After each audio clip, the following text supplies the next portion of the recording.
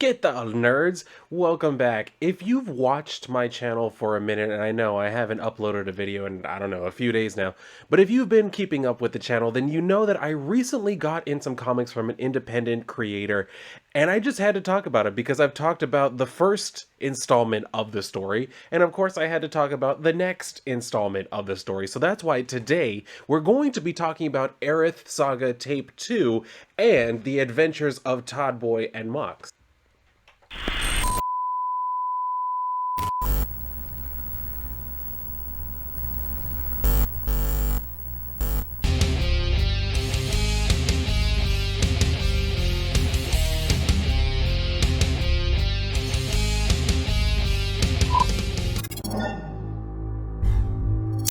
So yes, as I've mentioned before, I have talked about this particular, well, not this particular book, but I've talked about the first volume before when I first got it in and I read it and I fell in love with the story, the characters, everything about it. So that's why I was like, yeah, I have to definitely do this. I did the semi-unboxing video before. I say semi-unboxing because everything was already out of the box. Y'all didn't watch me open up the box. I had already taken everything out and then I just showed y'all what came in it. So now we're going to be talking about the books itself because I did have a chance to read it. I read it like I said I was going to in my previous video where I read it that night.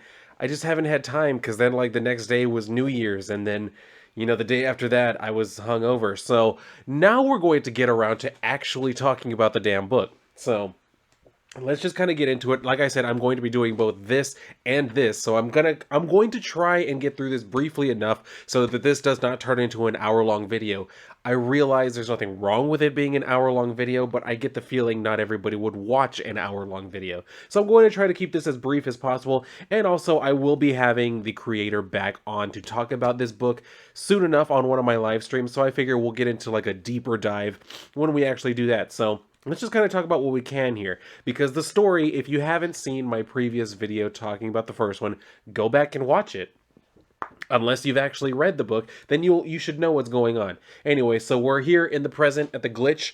This is the Hall of Badasses, and as you can see, there are multiple statues here. We will get into what all of them are, but I mean, you can see some of them. Like there's Freddie Mercury and Kurt Russell. Like they're just different people from different, well, past decades. And they're all badasses, so I mean, it definitely makes sense that there would be these huge effigies of them. So we see where Aerith is here, and it's back when she's in like the wedding dress look with the sword, which I found out from the creator is called the Swizzle Stick. We will get into that. I mean, well, I've talked to him about it before, but we'll probably get into it again. Anyway, she's just saying, like, I will get my fucking taco, you hijo de las mil putas. So, this is where we go back to 3 years ago, North Sector 1, Mother's Slumber Chambers. And that brings us back to Aerith and Rafa, who have pulled up to this location. And basically, he's saying, like, so you mind telling me what the fuck that was back there? Because if you saw my video for the last one, they were in the middle of a fight, and then while they're fighting, she, like, dropped to her knees, and she was, like, in pain, where she was having a flashback of something that had happened to her. So, or maybe it was a future vision. I don't entirely know just yet, but we will end up finding out at some point. Anyway, so she's basically telling him, like, I already told you it was nothing. He's like, seriously? You flopped on your knees like a fish out of water screaming. And she was like, it was just a headache, and fish don't scream. So he's like, you know what? Women like y'all use that excuse for everything. So anyway, she's like, an excuse? Actually, can you shut up so we can get this over with? Don't forget, you and the creator owe me a fuck ton of tacos. To which he says, a fuck ton? How much is that? And she's like, it's approximately 2,000 ass loads. So I was like, clever. I like that. So anyway, they get on their way, like going up to the, like all of these damn steps. And I gotta say, I hate having to climb up this. I would hate having to climb up this many stairs, regardless of what it is. That's why I never became an archaeologist. Yeah, that's why. But that's why I never became like an archaeologist, like studying pyramids and shit. Having to climb all those damn steps. Granted, I know pyramids, like the shit is inside, it's not on the outside. But I would still want to climb to the top just because I'm that type of person. Anyway, so she's like, they're walking up and he's asking if she's some sort of bisexual lesbian. Because apparently that's a thing. Anyway, she's like, what the fuck did you just say? And he says, nothing. I just saying if you are, I mean, there's nothing wrong with it. It is legal within Home City, even after the Emperor did order the purge of the Sames, but it's cool. He just mentioned the purge of the Sames. We're going to get into that when we talk about this book, so y'all will see what that is. Anyway, So he's like, "Are you like one of those?" She's like, "One of those what?" He says, "Lipstick kinds, the ones that look all hot and slutty." And she's like, "Did you just call me a slut?" He's like, "No, no, no. I'm just saying you look like one." And he's like, "I mean, like dress however you want, like be whatever you want to be." He's like, "Be a slut, do what you want." He's like, "That's not what I meant to say." So anyway, she's like, "Are you stupid? Métele por el culo. I'm gonna shove my sword up your ass. That'll make you one of those bisexual lesbians you speak so much about." And so he's like, "Well, that doesn't even make sense. Guys can't be lesbians." And I have to push back on that. I went to school with a lot of guys who called themselves lesbians because they loved women that much. Anyway, which is guys being stupid, you know what I mean? Anyway, so she's like, "They can be dead guy. They can be dead guys. Just shut up and be happy. I'm still hanging around for this adventure with no supply of tacos." So he's like, "Happy? I'm happy. Hell, I put the word penis in happiness." And I was like, I'm gonna start using that. Anyway, so they're walking up to like Mother's slumber chambers, and they see where there's this like statue that's built of her, and he's even saying like, "Damn, is she like such an egomaniac? She needs statues built of her and shit like that." And Aerith is saying like, "Well, she is a manipulative, control freak cunt, so yeah." So he's like, "I've never come out this far, and this isn't what I thought her slumber chamber would look like." And she asks him, "What did you think it was going to look like? An orgy of fucking rainbows, sprinkled with oodles of happy feelings and tits?" And that'd be pretty nice. I'm not gonna lie, that would be really nice. Anyway, so that's where we see the little masked one starts like giggling and shit. And then he's saying like, "First off, that would be bad as fuck. Have to agree." And then he says, "Second, how can you call it a slumber chamber when there aren't even any beds or pillows?" She's like, "Wow, you're really sharp, aren't you?" So he says, "It's just from the stories I heard about from the past, like how she used to be some kind of goddess to all the first phase citizens here. Millions would travel to this spot just to give thanks for birthing all the children in Home City. She was the creator's biggest achievement." And then Aerith is telling him, like, "No, she was actually the creator's biggest fuck up." So she says, "Let me tell you, there is nothing glorious or beautiful about that robot demon Cabrona. She may have once been a giver of life, but now she is la puta of death." So that's where they kind of like continue walking in and everything. And then Aerith is saying like, "I swear to Saint Bowie, this kid makes everything turn into a shitty horror movie," because the little hooded kid wearing the goat mask is like, "Oh, this is so cool." We'll find out more about that particular character, and thankfully so, later on in this book, because I've had questions since the first book, and God, was the reveal badass. But we'll get into that. Anyway, so this is where Rafa's telling her, like, "Well, she's a kid with massive issues. She loves dark things like watching Snorks on repeat while listening to jazz music backwards." And the first time I read that line, I literally stopped and I was like, "Damn, that's pretty fucked up." And then he follows that up by saying, "That is some fucked up shit right there." And I was like, I have to agree. Like, without even reading him saying that, I already had that exact same like reaction to that. I was like, "Damn, that's pretty fucked up." If you don't know what the Snorks are, I'm going to put a picture of them right here. And then just imagine watching this show while listening to jazz music backwards. Yeah, it's pretty damn, that's pretty demented. Anyway, so he's saying like, "Just last week she tried to shove a Stussy Pog down my throat while I was sleeping." To which Aerith is like, "What the hell are you even doing with Pogs?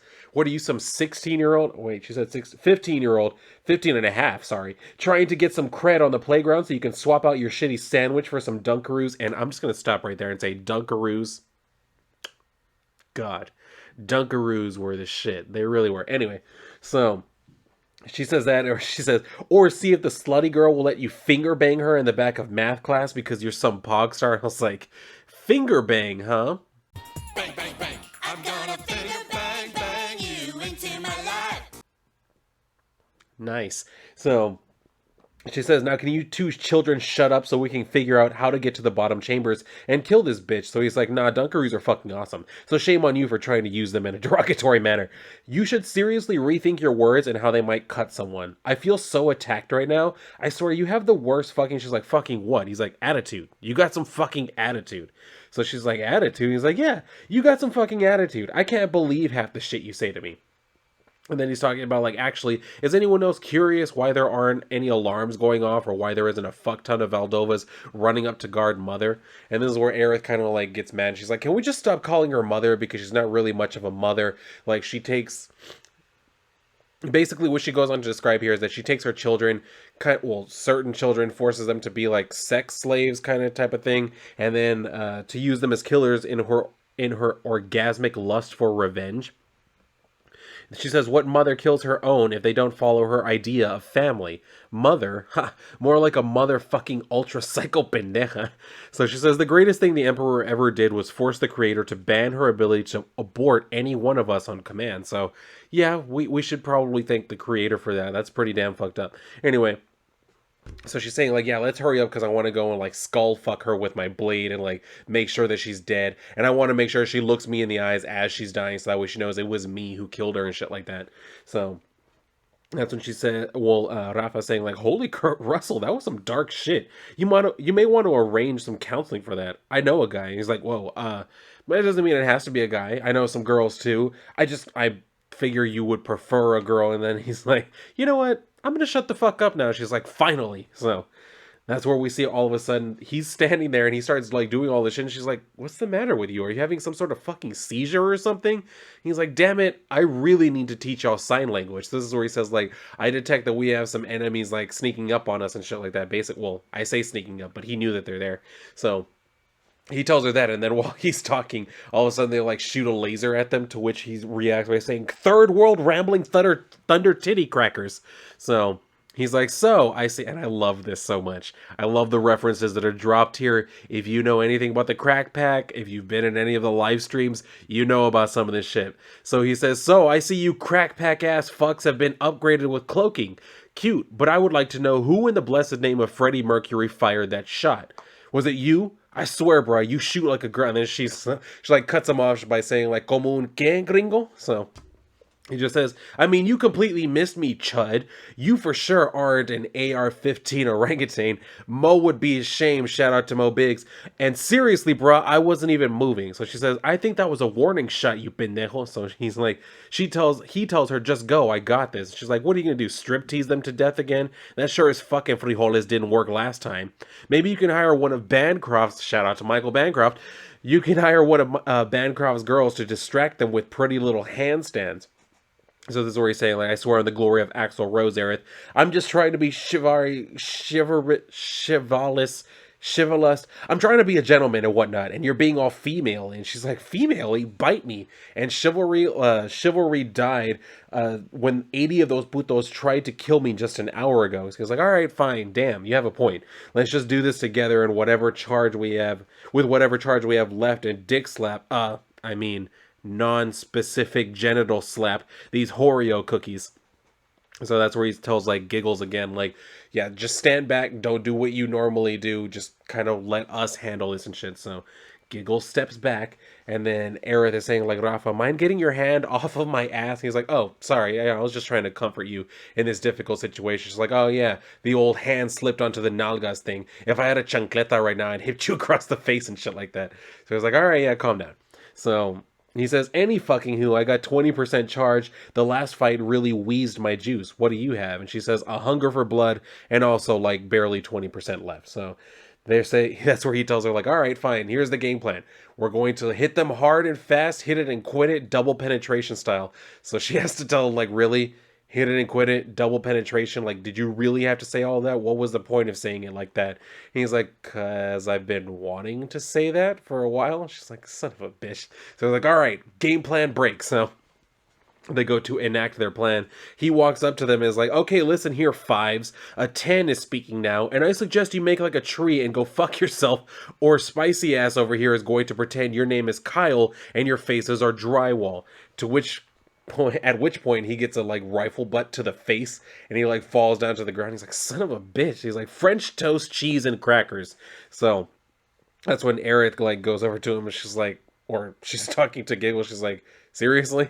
Like, is that all your face is good for, just taking hits and shit like that? So he says, don't you dare think about singing that song and rubbing that Darren Wagner, shout out to D-Wags, crack rock paste all over my face again. You know what? I'm tired of this shit. Fuck this. Double fuck this. So this is when they decide, all right, yeah, let's go ahead and suit up. So they put on these like outfits again. And I fucking love this look. Like these looks for them with the spikes and like the black and everything. It just fucking looks amazing. Anyway.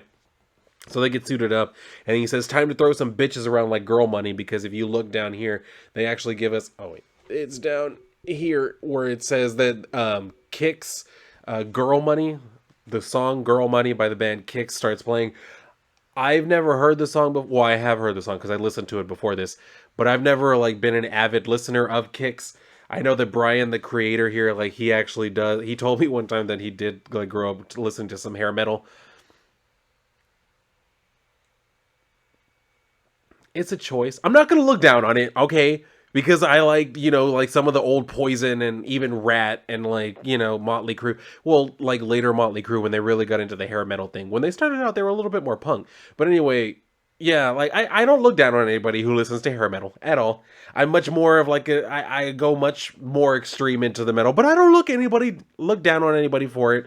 And who knows, Kicks might not even be like a hair metal band. But when I looked at the video, I was like, this is some of that shit that you like, isn't it, Brian?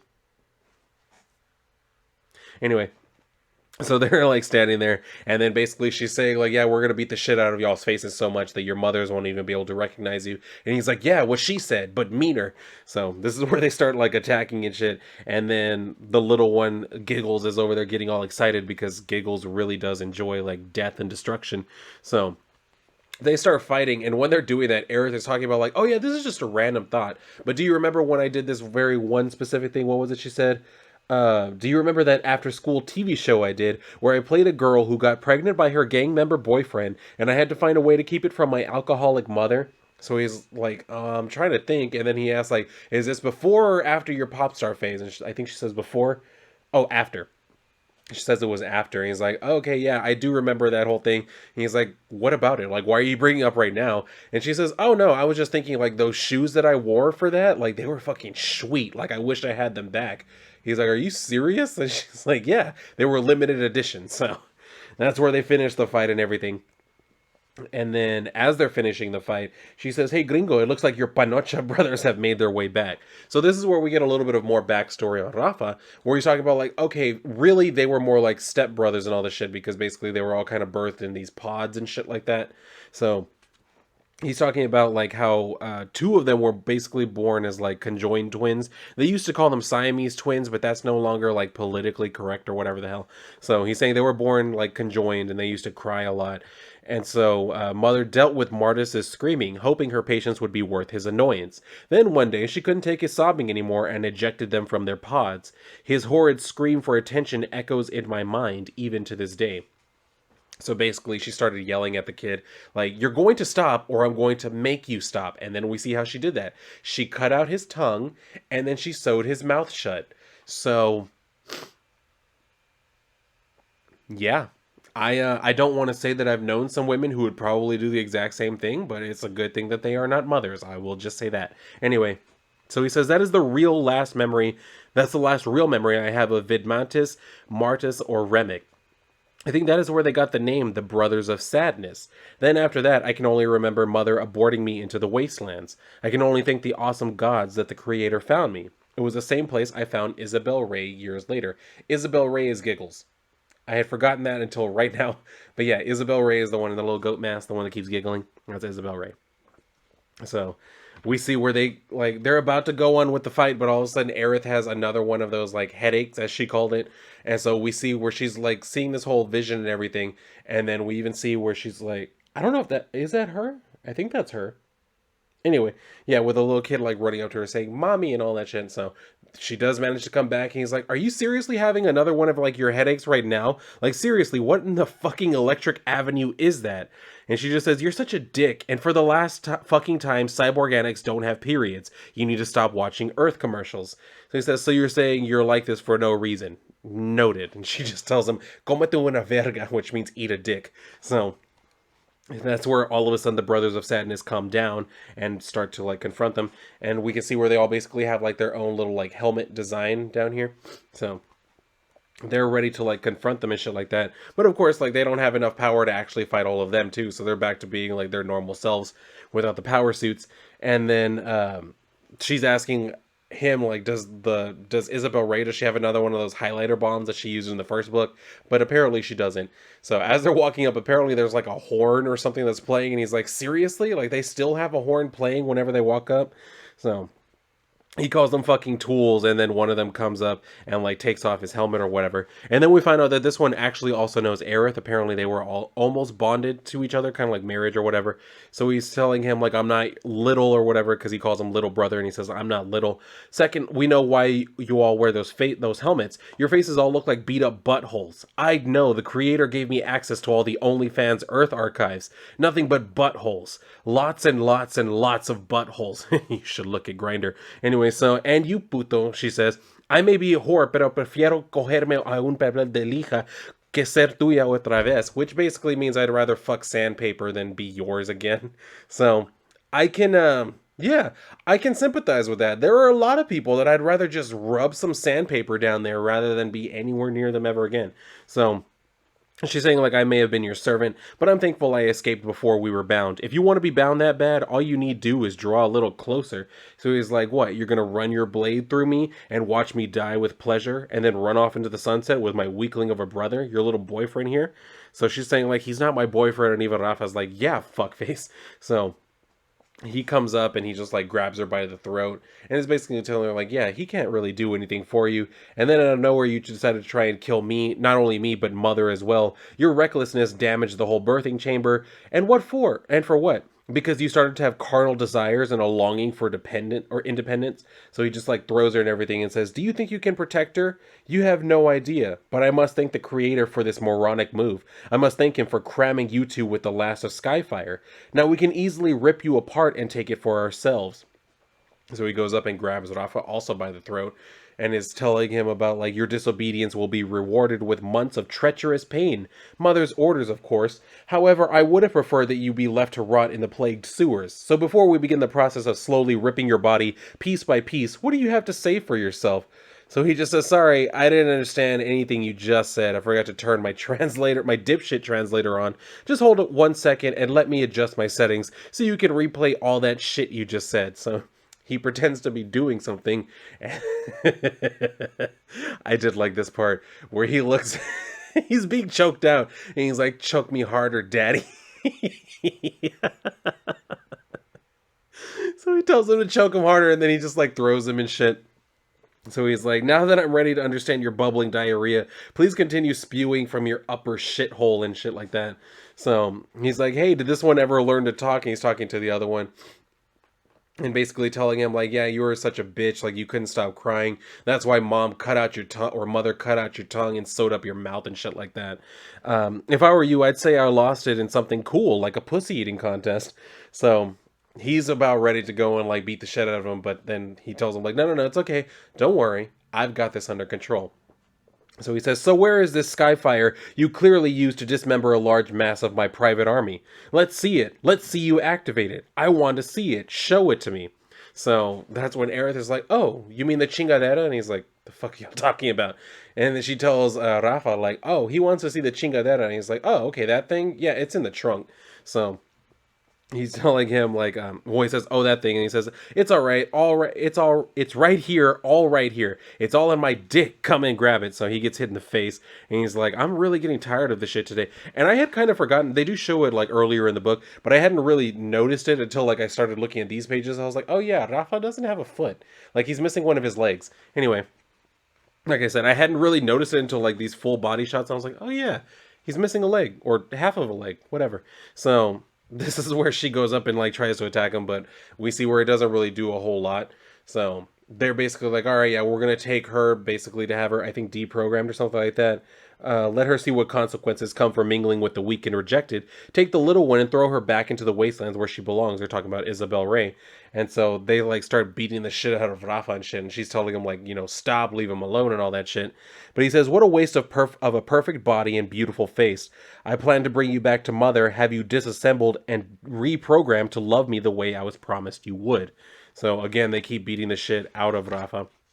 But then we see where the ground splits open and all of a sudden she jumps out. And he's just like, Farah? So that's her name. She jumps out and is basically like here to kind of save them. And then he's telling Remick, like, you told me that she was dead. Like you were the one who said that, you know, you killed her. He's like, I did. I made sure that I ran my blade through her and I watched her die. Like she should be dead. So this is where it says rolls eyes in Spanish, which I'm assuming that's Farah. Anyway, she says, "Correction, pinche pelado. You thought you killed a living version of me, and now, Tonto, you have to deal with me and mi estupenda awesome gang." So he says, "This should be good. What is the name of the gang?" She's like, "Aye, our name is," and that's where Aerith like grabs her attention. She's like, "Double," and she's like, "Yeah, double rainbow." And then the fish says death, and he says punch. So she says, "Yeah, we're the double rainbow death punch gang." So that's where this comes from. Anyway, so she says, "Surprised none of your regurgitated vagina blood farts never heard of us." And he's like, "Well, how utterly cute."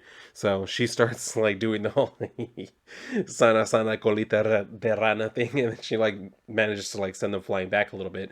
Then she goes up to Rafa, and she's like, "Oh, are you hurt? Te duele, pobrecito. Let me fix you." So she kind of like heals him a little bit. She starts doing his thing or her thing, and then she like does this whole thing where she like claps the bangles together, and that causes like this healing wave, I guess, to go over him. He's like, "Damn, that actually worked," and shit like that. So she's like, "Yeah, so yeah, we are the same age, but whatever. Seems like I need to be the adult in the room and figure a way out of here." So she has them like encased in a force field and everything. And then they're talking about like the brothers outside are talking about like, don't worry about it. Like now that she's here, Mother's going to be waking up. And even Aerith is saying like, "Hey, dumbass, you were told by the creator you were supposed to stay in cocoon mode until we had killed Mother. Because if you come out right now, Mother's just going to come out right now." She tells her like, "Shut your mouth, trash queen." And that's where we see where, yeah, sure enough, Mother is aware that, her daughter is out. So she's going to be coming. So she basically just sends out these like black tendrils that erupt out of the ground and start enveloping the force field that Farah has made. So Aerith is telling her, "I'm just saying, how can you even call it a rescue mission if you didn't even bring fucking tacos? You can't." And she's like, "Ay, chinga, she's draining me." So that's where we see that the Isabel Ray is about ready to do something. And like I said, this is where I was talking about. I was waiting for something to come out, and here it comes. So we see where the eyes start glowing, and the fish flies up saying, "Trust me, you don't want that. Now I will let you hear me." So Isabel is just like, "Shh." So this is where Rafa starts to figure out like, oh shit, something's about to go down. And he basically tells him like, "All right, you're going to want to cover your ears or you're not going to like what happens next." So he has this little like robotic thing that covers over his ears. Farah makes a force field around her head, and then Aerith puts on her headphones.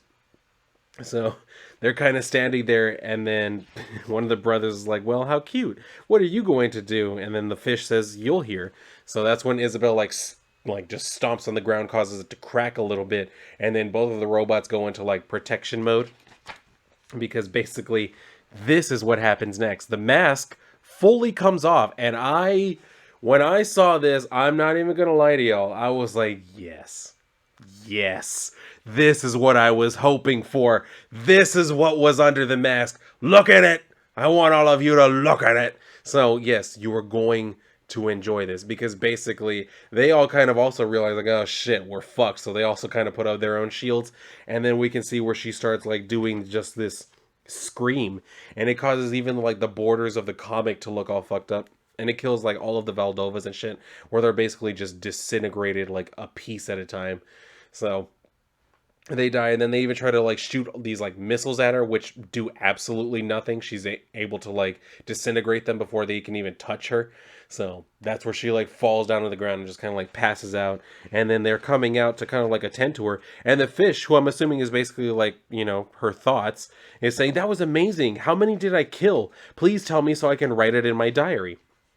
So that's where they basically decide, all right, yeah, let's just go ahead and take off. And Rafa's basically saying like, "Adios, shit stains." So he's saying, "Now let's get out of here before Mother turns us into shit stains. Back to the waivers, because this went all sideways, fuck titties." And Farah is saying, "We need to think of a new plan." But Aerith says, "Yeah, no shit, Jeopardy. What made you come to this amazing realization?" So they all kind of like start running off back to the cars. And Rafa's even saying like, "I'm surprised they didn't take any of these." But Aerith tells him like, "Trust me, nobody would want to take these hunks of crap." So we start saying, well, because Farah asks, like, okay, where are we going? And he says, Sector 3 to the Springs to drop Isabel Ray off before heading to the glitch. He's like, you mean where the self proclaimed king of the Springs rules? AKA your former bass player? And he's like, hey, Toddboy single handedly beat the crap out of every local government official and crowned himself king of that subsector fair and square. And the dude can go fucking max turbo metal. And we're about to see that exact character, like I mentioned. Anyway. So she's saying, like, then why did he and Mox quit the band? He says, they didn't quit. I just outgrew that lineup. I made Pinche Gringo. I am Pinche Gringo. She's like, I mean, you mean you are a Pinche Gringo. And you mean they got tired of your new wave pop metal phase. And he's like, hey, metal pop, new wave synth with a hint of prog rock. Get it right, you uncultured spaz. And I wanted to reach through this comic script and choke you, Brian, for writing that shit in there and making me read it. Anyway. So Aerith is like, great, let's go get help from a former general of the Kentelan army who happened to jailbreak from a Kentelan prison for treason with another guy who was jailed for treason who now always sings about his dick. So he's like, go piñata yourself. The dude can probably help us out. It's also a safe place for Isabel Ray, and I'm sure we can think of a way we can get more juice out of these upgrades. Just one thing. Don't yawn around Toddboy. He has a weird thing about yawning. So apparently that's the case. So they kind of like take off and shit, and that's where Isabel Ray is kind of asking, like, Aerith, where did you get that scar that's on your cheek? And she's basically saying, like, it was a brand, kind of like branding me as Mother's, like, personal assassin, and I'll always have it. It'll always be a reminder of what I once was, and that I was able to basically overcome it and all that type of thing. So when she looks back, she sees that Isabel Ray is actually asleep, so it was all kind of for naught on the whole explanation. And then we see where, like, they're listening to the radio, and it's talking about, like, they're about to, like, sit down with Kathleen Turner, who, if you don't know, is from the movie Romancing the Stone. And then the host is basically saying, like, so excited to have you on, but I wanted to start by asking if you've ever seen the adult remake of your famous movie. It was called Romancing the Bone, and that's where Aerith turns it off. She's like, I hate Earth Radio. And that's actually where this particular story leaves off for now. So, can't wait to see the third volume. Whenever it does come out, it's going to be highly enjoyable. I already know it because I really do love this story. I love the story, I love the characters, I love the setting, I love everything about it.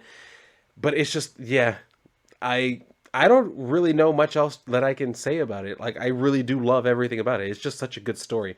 But since trying to keep this video as short as possible, we're already at over 30 minutes from what I can tell here. I'm going to end up, like, editing some of it out. So we'll see where it actually shakes out, but I'm pretty sure it will be over 30 minutes. Anyway, let's get into this little backup story from the adventures of Toddboy and Mox. We'll get through this one. And we're starting out here where it's basically, this is starting out on the Purge of the Sames. And, yeah, you're about to find out why they call it the Purge of the Sames. So we start out with this. As you can tell, there's very obviously someone who is being held at gunpoint as this menacing figure is basically telling him, like, let's just get into it. He says, now kill him, you pathetic leech. And he's like, I can't. He says, Mox, pull the trigger and rid my empire of this living sewage. But he says, don't make me do this. He says, and to think, you are my most decorated scientist. You being one of the purest Kentelans should know why I must cleanse this world of those types that fornicate with their own sex. The sames are an abomination. And I'm not even bullshitting you. When I read that particular bubble, I stopped and I was like, I feel attacked. I was just like, I was like, damn, they really coming for us. But it's okay. I understand. I'm not one of those people who's gonna be like, how dare they advocate for the genocide of gay people? I'm like, I was like, damn, I didn't see that coming, but all right, you have me hooked. What happens next? So he says, this is not how we breed. You know their kind, your kind, do not fit my bloodline, nor bring honor to it. Now dispose of this infectious vomit you call your lover, and I will let you live the rest of your pathetic days in the Outlands. So this is where he's saying, like, he has the gun in his mouth or whatever, and he's saying, like, please, Mox, don't, I beg you. or his lover is saying that. So he's basically saying to him like, "Do it, or I'll kill him myself," in a magnificently more distasteful and agonizing manner. So he's basically leaving Mox like no real choice. He's like, either you kill him or I kill him. But if I kill him, he's going to suffer a whole hell of a lot before he actually dies. This is your chance to actually, kill him with a little bit of mercy and shit like that. Make it quick. So he's basically telling him also like, how dare you, your kind, to even think of my empire would approve of such sexual deviancy. Your whole existence makes me feel diseased. Your verminous ways put my bloodline in jeopardy. So he's telling him like, prove to me you are not a piece of rat shit stuck to my boot. So Mox finally decides like, all right, yeah, I have no choice. He tells him like, I love you, I'm sorry, and then he shoots him.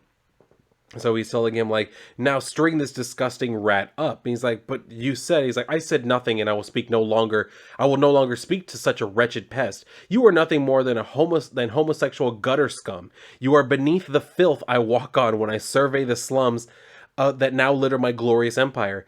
I see your kind, men dressing as women, I've been to many a drag night myself. And he says, women pretending to be men. I've never seen a drag king, but I know they're a thing. Men engaging in a lascivious manner with other men. Pride season does get kind of weird. And he says, I hear some even pretend they can mutate from one gender to another, and some even claim to have no gender at all. I'm not even going to touch that one, just like I don't touch them. And then he says, I defecate more useful matter than your kind. So he's basically saying like, well, Mox tells him, you said that, if I did it, you would send me off to the Outlands. He's like, oh, listen to it. It thinks that I owe it a favor and shit like that. He says, now it feels the same horror I deal with every day, just knowing sewer waste like that roams freely throughout my empire, tainting the purity of my bloodline. The poor, the gay, the unhealthy, the unwilling, and the unworthy shall all go to the boilers. The sames have poisoned my paradise. So Mox is telling him like, your empire is a false paradise, and then he says, how dare you say such things. He basically like backhands him and tells him like he's a traitor and shit like that. He says, I want this broadcasted across all Imperial channels, including the hardwired channel to the home city. Block all incoming signals that may interfere, even if they are transmissions from the glitch. Let the whole of my empire and the whorish rats in home city see what the one true son of all the saints does to those who stand in my way by infecting my bloodline with betrayal. And he says, bring this one's breed mate in and start the transmission stream. So he's like, this is where we get introduced to the other one, which is Toddboy. And he's basically like trying to insult him. He says, yes, General Toddboy, because Toddboy used to work for him, telling him like, Toddboy's walking phallus cavity. And he tells like the guards to cut off Toddboy's arm, and then she spits in his face and shit like that. So she's telling him like, you can go fuck yourself, you old wrinkled cunt bag. He says, I said to cut off your breed mate's arm, you insignificant back alley tramp. You are nothing more than a breeding hole meant to be filled with seed for procreating more citizens for me. So apparently he just hates everybody. Anyway, so he says like, why must I always be the judge and jury, as he like cuts off Toddboy's arm and shit like that. And then he says, take her to the Outlands brothel. I'm sure the virginity could use a new whore. Oh, and be sure to shut her birthing gap. It'll make her time as a fornication doll even less pleasant, with her other orifice being used as a pleasure gash instead. And I was like, damn, now that is extreme, sir. So Toddboy is basically saying like, fuck you, understand this, you old bag of old dicks. If there is a way to kill you, I will not stop until I find it. So he's like, no, Toddboy, I'm afraid that will never happen. So he basically tells like the guards like, all right, yeah, go ahead and go finish them off. And then Mox is like sitting there looking at Toddboy saying like, can't you do something? Aren't you a war hero? He's like, oh, fuck yeah. I was planning a rear naked choke, but then I remembered my fucking arm is gone. He's like, my strong arm with my trigger finger and favorite nose picking finger. I'm bleeding out. Didn't you notice? You're the reason we are in this mess. If you weren't so sweet, this would have never happened. So he's like, really? You're making jokes? He's like, no, really, look around. If you can't find any humor in this, I don't know what to do with you. So that's when all of a sudden we see some of the guards attack some of the other guards, and they're kind of revealed to be working like basically with Toddboy. So he's saying, Luna, thanks sweet baby Jesus for your sweet ass. She's like, always here to get you out of the shit, boss. He's like, well, it took you long enough to act, though. And that's when she says, there is no way we'd be able to handle the Emperor without the full RSA. I could always leave you here with that shit pouch next to you if you'd like, boss. And that's when the other girl's like, yeah, I like that plan. He's like, Ferrano, always being the thunder cunt, huh? She's like, you really are the poster boy for botched abortions, aren't you? He's like, indeed. And then they say, like, can you get me out of these chains? Or are you three going to compare dick sizes all day? That's Mox saying that. So she's like, well, I'd win that game. And that's when one of them says, like, yeah, that's also true. So they go over and kind of basically, like, let them down and shit like that.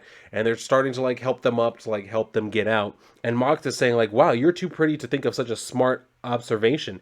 Typical metahuman. You just stood there and let them force me to kill him. So, because he's saying, like, y'all were there the whole time and you let all of that happen. You could have helped me fight back.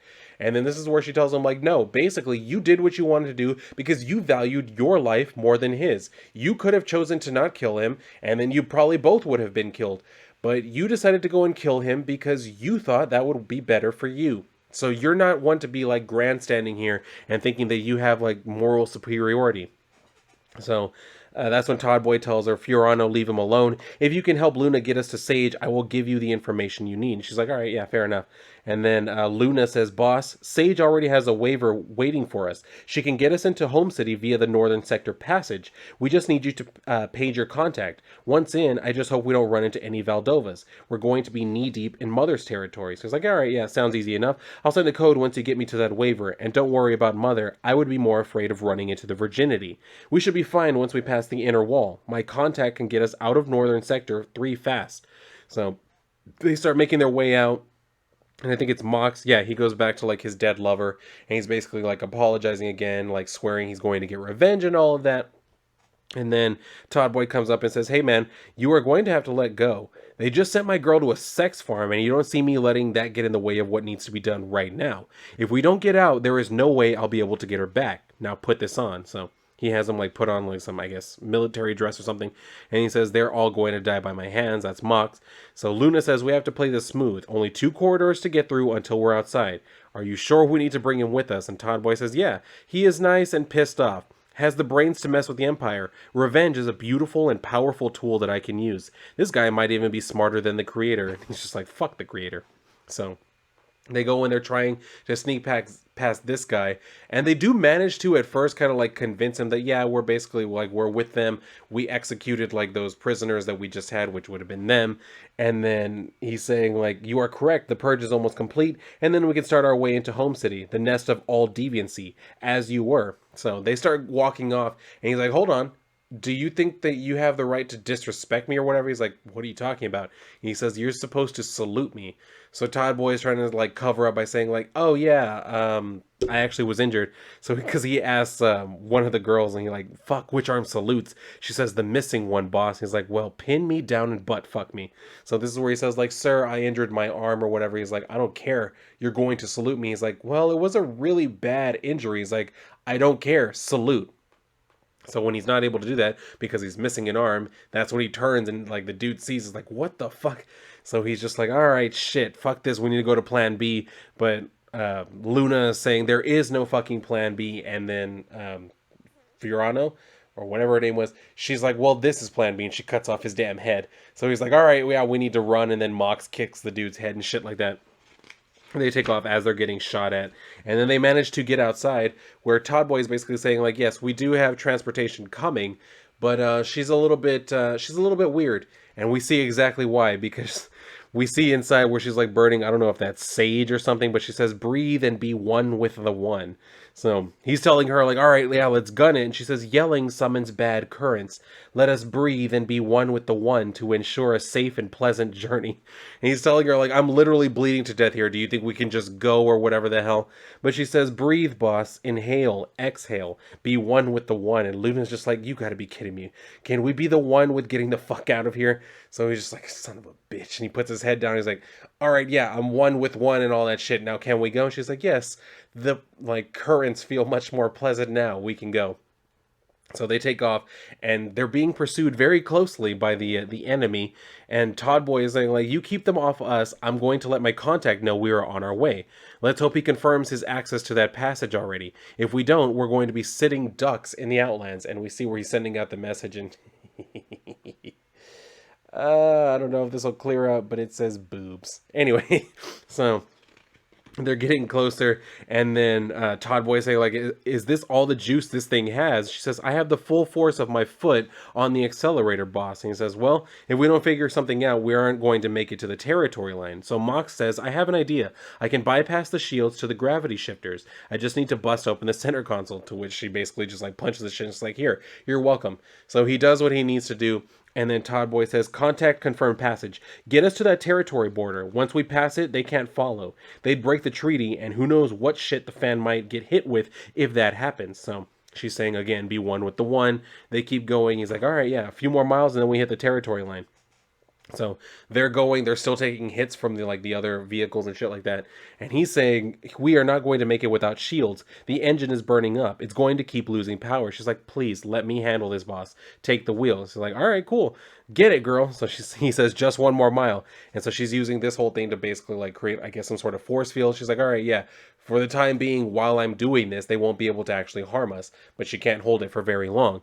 So he says, "We made it. We fucking made it." And they managed to get through. And then we see where they get out, and someone like jumps out and says, "Well, look at this pinche gringo. Hello, Toddboy. The creator is waiting for you." So I'm assuming that's maybe Rafa. He says, "Good, because he is going to help me get Bremao back after I kill the Emperor." So that's where we leave off here on the adventures of Toddboy and Nox. Y'all, just both of these stories. Both of these stories are incredible. I love them so much. I really do. And I can't wait for the next one. Although I'm not sure, we're probably going to get Dwarfs versus Lion before we get the next in the Airith Saga. So whatever happens, I'm looking forward to reading it, because like these stories, I just really love them. They just feel so well fleshed out. All of the characters, like you can really tell which character is which just based off of the way that they act. So I mean, I love all of it. All of it just seems so perfectly like laid out. There's still room for improvement, obviously, and things can still progress further. I'm looking forward, I guess, to learning more about just the world and the history of the world. We'll see how that like basically plays out, how it develops. I can't wait for it though. There's not a whole lot I can say about that, especially because this review video has been very long already. So I mean, I don't know what else to say. I'm going to put links again, to the website in case you actually want to pick these books up. You still can off of the website. And then, yeah, for sure, make sure to sign up for Dwarves vs. Lion. You're going to enjoy the shit out of it. Just based off of what I know about these stories, I'm pretty sure that story is also going to be incredible. So more than likely, you will be seeing me do a review of that here on this channel. So make sure that you keep your eyes out if you don't end up actually backing it. And even if you do, make sure you come back here and we can all just talk about it together. So like I've mentioned before, I will be having the creator back on one of my live streams so we can do more of a deep dive into this when I don't really have to worry about, is this video too long? Because I don't really care how long my streams go on for. So I will be getting into that soon enough, but I wanted to sit down and actually make a review video for the books themselves, because I was like, I have to. Like, after I read it the first time, I was like, yeah, I for damn sure need to make videos for this. Well, I say videos, but I'd end up just doing it in one. So I could have turned it into two, but why not keep it all together? That way you know the whole thing of everything that's going on with this. You know what I mean? But anyway, yeah, that's going to do it for me here. So if you happen to have any thoughts, do feel free to share them with me down below in the comment section. If you enjoyed the video, make sure that you've hit the like button. Make sure you have the notifications turned on so you know when I have new videos coming out for you. You're going to want to have that one turned on for sure, because it's hard to be consistent nowadays. There's a lot going on. Anyway, but make sure you have that done. If you want to share out the video, I appreciate it. I know that Brian, the creator, he will definitely appreciate it. Make sure you're doing that. If you would, please. I really do appreciate it. But if you're done here, then go and read a book, especially if you get your hands on these. And if not, then I will see you on my next video.